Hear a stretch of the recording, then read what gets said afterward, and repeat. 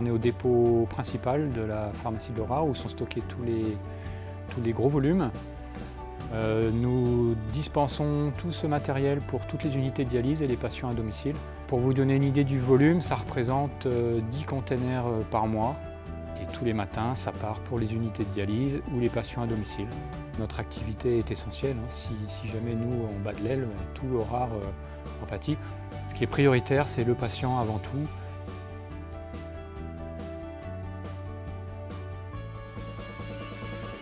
Ça fait depuis 15 ans que je travaille pour la Société de Laura. L'activité de TME, c'est de faire les livraisons des patients à domicile, les centres de dialyse et assurer les livraisons de biomède et la livraison de services achats et les transitaires. Moi, c'est Karine Opunsang, je suis pharmacien adjoint et je travaille avec une équipe de 3 préparateurs. On va vous montrer 3 circuits de dispensation de médicaments et dispositifs médicaux.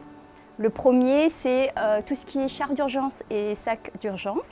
Le deuxième, c'est le circuit de dispensation nominative des EPO. Et le troisième circuit, c'est la dispensation globalisée des médicaments et des dispositifs médicaux des unités de soins.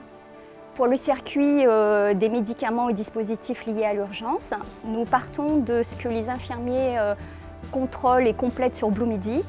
Et nous, en fait, on va préparer nos approvisionnements à la pharmacie et on va établir, en fait, on a un planning avec Pascaline, la référente du chariot d'urgence, qui établit un planning en accord avec les coordonnateurs de chaque centre pour bien planifier à telle date, tel centre sera livré.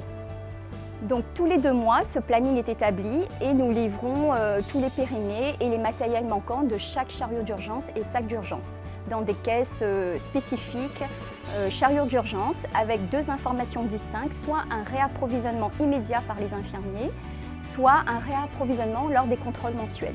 À Laura, à la pharmacie PUI2, on a 2 types de PO. On a de l'Aranes, qui est 1 seringue par patient par semaine, ou Eprex, qui peut aller de 1 à 3 seringues par patient par semaine. Chacune des seringues est étiquetée nominativement par patient, sachant qu'à Laura, à peu près 80% des patients sont sous EPO. Le troisième circuit, c'est la dispensation en dotation globalisée par centre. Chaque centre est approvisionné 1 fois par semaine et pour 1 semaine. Donc en fait, les infirmiers ont un jour où ils doivent faire leurs commandes et ils font sur Stock First.